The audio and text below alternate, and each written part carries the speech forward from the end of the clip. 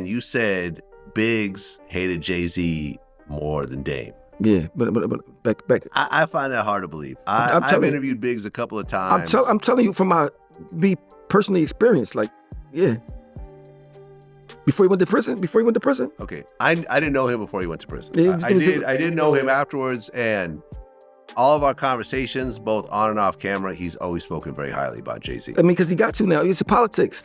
Jay-Z, Damon Dash, and Lyor Cohen, the hip-hop industry's messiest triangle. One built an empire, another got pushed out, and the third, well, let's just say he's been accused of pulling the strings the whole time. So, what really happened to Roc-A-Fella? Did Jay-Z play chess while Damon played checkers? Or did he straight up snake his day ones for a seat at the industry's top table? Damon Dash once flexed hard as a business mogul, but now he's fighting lawsuits instead of making deals. In November 2024, things hit a new low when he had to auction off his 1/3 stake in Roc-A-Fella Records just to cover an $823,000 lawsuit from movie producer Josh Weber. But New York State snatched it up for $1 million to recover Dash's $8.7 million in unpaid taxes. That's like selling your car to pay rent, only to have the landlord buy it himself. Of course, Jay-Z wasn't just sitting back watching. He made legal moves to claim Roc-A-Fella's assets, especially reasonable doubt. The state now plans to flip Dash's shares to recover more of his debt. So technically, the government is Dash's new business partner. Bet he didn't see that coming. While Dash is stuck playing defense, Lyor Cohen is out here making power moves. He started under Rush Productions, climbed the ranks at Def Jam, and then took over Warner Music Group. But the real game changer? Founding 300 Entertainment in 2013 and becoming YouTube's global head of music in 2016. That means this guy controls both record labels and the platform where artists make their money. And Jay-Z might be a billionaire, but that doesn't mean he's done making enemies. His latest move? Handpicking Kendrick Lamar for the Super Bowl 59 halftime show in New Orleans. Logical choice, right? Not if you ask Lil Wayne fans. They wanted their hometown hero in that slot, and the snub reopened old wounds between Jay-Z and Louisiana's hip-hop elite, Birdman, Drake, and Nicki Minaj included. This isn't just about a halftime show. It's about power. Jay-Z controls one of the biggest stages in music, and his choices send a message. The fact that Wayne got left out? That's fuel for a rivalry that refuses to die. At this point, the Roc-A-Fella saga isn't just history, it's an ongoing saga of power plays, financial disasters, and old grudges that never really fade. That's why shit is fucked up, because y'all stay trying to do that. Y'all should have called Damon Dash and said, and you want the whole fucking thing to hear it? Keep the door open, I don't give a fuck. Y'all should have called Damon Dash, make sure I was privy to it, and make sure I was CC'd or whatever. You don't send an email randomly at 10:30 at night or whatever it is at night, the day we all had awake. That shit don't fly right. That shit is fucked up. And on another level, it's not for y'all to call. Y'all do not control any of my artists. That's why I'm asking questions. Everybody looking dumb in the face. So what was we doing? What was we talking about in terms of Jay? Let me know. Why don't we just call the meeting? Why? Because you know what it's like. Why? Damon, no one. Why? Who cares? Why? We all here. Why now you want to call a meeting? Because you know what? No one needs to sit there and be. No one is, so then get the fuck out. I don't give a fuck. Then get out. This is not about you. We're gonna do something about Jay. We're gonna do it together. All right then, but why you didn't call me? You want to make excuses? You can talk all you want. This is treacherous. I'm telling you. I'm telling you. I'm telling you. I'm sick of this shit. I'm sick of this shit. And go get Lyor. Let's rewind. Back in 1995, Jay-Z, Damon Dash, and Kareem "Biggs" Burke were hustling, grinding, and selling CDs out of car trunks. When no label wanted to take a chance on Jay, they created their own, Roc-A-Fella Records. The game changed in 1996 when Jay dropped Reasonable Doubt, a classic that put them on the map. They weren't just another rap label, they were a movement. With producers like Swizz Beatz, Timbaland, and Kanye West, they dominated the charts. But behind the scenes, tension was brewing. And if you know hip-hop history, you know Lyor's reputation. Some call him a brilliant businessman, Others call him the biggest culture vulture the industry's ever seen. Either way, the man knew how to make moves, and according to Damon, one of those moves was whispering in Jay-Z's ear, convincing him to turn his back on the very people who helped him build Roc-A-Fella. By the early 2000s, cracks in the empire were showing. Damon, known for his loud, in-your-face style, was butting heads with Jay, who had started moving differently. Then came the bombshell. Jay-Z was stepping up as president of Def Jam, the same label that had just bought the remaining half of Roc-A-Fella without Damon and Biggs. The empire they built together was now fully under Jay's control. Damon called it betrayal. Jay called it business. I'm like, it's just odd to see him in that, getting looked at in that way by white people, like Jay does, yeah, like I hope that shit didn't happen, but I'm like, damn, they turned the world real, like people on a certain level have been fucking with him a certain way where he couldn't do no wrong for like 25 years straight. This is the first time he's not getting a pass with white media. Damon has always been vocal about Lyor's role in all this. According to him, Lyor wasn't just a music exec. He was a master manipulator who knew how to divide and conquer. Damon claims Lyor played Jay against his own team, promising him more power and industry clout in exchange for cutting off his day ones. And if that sounds familiar, it's because it's a playbook the music industry has been running for decades. Biggs, usually the quiet one, allegedly had even more smoke for Jay than Damon did. According to sources, he didn't just feel betrayed, he flat out hated how Jay was moving. But while Damon was out in public calling Jay a sellout, Biggs kept his feelings behind closed doors. And let's be real, his silence made the betrayal hit even harder. But was Jay really wrong? That's where the debate gets interesting.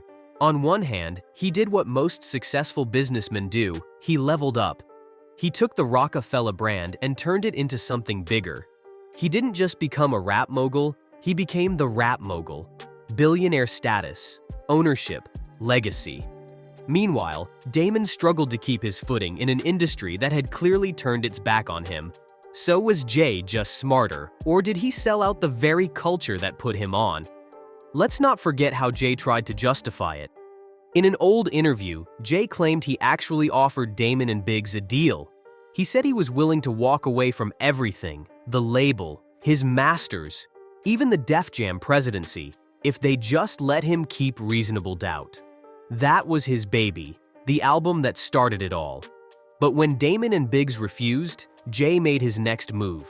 He took control of Roc-A-Fella, left them behind, and never looked back. Crazy. This is live. We the champions. You heard Michael it. Jackson. We live. King of rap, the king of pop. Holla. Turned out crazy. Biggie, 20,000. It's the Rock, you always. You heard? Holla. Fast forward to today, and people are still debating if Jay-Z is a business genius or the coldest player in the game. Damon, meanwhile, hasn't let it go. He's still calling Jay out, still warning people about Lyor, still trying to wake the industry up to what he sees as the biggest betrayal in hip-hop history. And Lyor, he's sitting at the top, still making money, still pulling strings, and still as untouchable as ever. Damon and Biggs later revealed they were disappointed that Jay kept the Roc-A-Fella name, and not just because of nostalgia. According to them, Jay tried to use the name as a bargaining chip to gain full ownership of Reasonable Doubt, the one album they released before partnering with Def Jam. Once Damon and Biggs sold their remaining shares in Roc-A-Fella, they didn't just fade away. They launched their own labels and moved on, but the drama followed. Every artist on Roc-A-Fella had to pick a side, and some wasted no time making their stance clear. Cam'ron, for instance, jumped ship immediately and aligned with Damon's new venture, Dash Music Group, and he had a bone to pick with Jay. Cam claimed that Jay personally blocked him from becoming vice president of Roc-A-Fella, shutting down his industry rise before it even started. Things escalated in 2005 when Cam'ron was shot during a botched carjacking. What he said afterward shook hip-hop. On his track Got to Love It, featuring Max B, he implied that the shooter threw up Jay-Z's iconic diamond hand sign before firing the shots.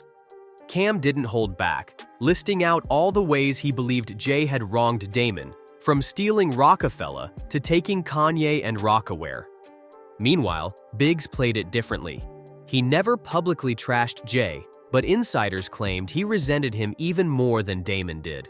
Some found it hard to believe since Biggs was the quiet one, but those who knew the inner circle said his silence didn't mean forgiveness. Feelings can change over time, but at one point, Biggs reportedly saw Jay in the same light as Damon did, or even worse. Have you guys ever actually thought about doing like a scripted? No, nobody's really thought about it. That's something that I thought about doing, but I'm at this point, you know, with my new media company, I'm pretty busy and I have a lot of things on the slate right now. So I'm just focusing on that right now until, you know, certain projects come back to the forefront. Damon, on the other hand, took everything personally. He saw Roc-A-Fella as a family, while Jay saw it as business. And when Jay teamed up with music executive Lyor Cohen, Damon felt it was the ultimate betrayal. He accused Lyor of playing divide and conquer, breaking up black ownership in hip-hop by turning them against each other. According to Damon, industry execs like Lyor don't want black moguls uniting and running their own empire. Instead, they stir up conflict to keep control. Damon made it clear his real beef was with Lyor Cohen, not just Jay. Damon accused Lyor of trying to make him beef with fellow black artists, claiming he had personally witnessed Lyor being outright disrespectful to artists at Roc-A-Fella. He said Lyor would make demeaning comments in front of rappers like Beanie Sigel, sometimes even provoking reactions that Damon had to defuse. To him, Lyor represented everything wrong with the industry, a puppet master pulling strings while staying behind the scenes. My beef was with Lyor because I think he's a fake CEO and I think he's fronting on my culture, but he can't front on anybody else. And I'm calling him out publicly and I want him to stop trying to rape my culture, go make some money with some other people. Like, stop having your agenda be hip hop. Then, in 2018, Lyor went on The Breakfast Club and made things even worse. Charlemagne pressed him on why he kept signing artists who glorified drug use, despite knowing the dangers of the opioid crisis. Lyor's response? He claimed he cared, but when asked why he still signed those artists, he admitted, "I've got people to feed. I've got a business to run." In other words, profits came first. Damon wasted no time clapping back, calling Lyor a culture vulture who profits off black artists and then tries to erase their history. But some people believe Lyor Cohen might be more than just an industry executive. There's a theory that he could actually be an intelligence plant, using his deep connections to push a hidden agenda in hip-hop. And the theory isn't baseless. Lyor has been caught lying about his background multiple times, especially when it comes to his parents. In an October 2023 interview with Vlad TV, he first claimed his mother was just a housewife. Later in the same interview, he slipped up and admitted she worked for the Israeli government and even helped him land a job at the National Bank of Israel. That revelation raised eyebrows. Why would he hide his mother's government ties? And how did a former bank employee become one of the most powerful figures in hip-hop? Some speculate that Lyor's real role in the industry wasn't just about making money, it was about control. If true, it would mean Roc-A-Fella's breakup wasn't just about business moves and ego clashes, it was part of a bigger game, one that Damon tried to warn everyone about. So, what do you think? Did Jay-Z make the right move, or did he sell out his day ones? Drop your thoughts in the comments, and if you want more deep dives like this, hit that like button, subscribe, and turn on notifications. You won't want to miss what's coming next.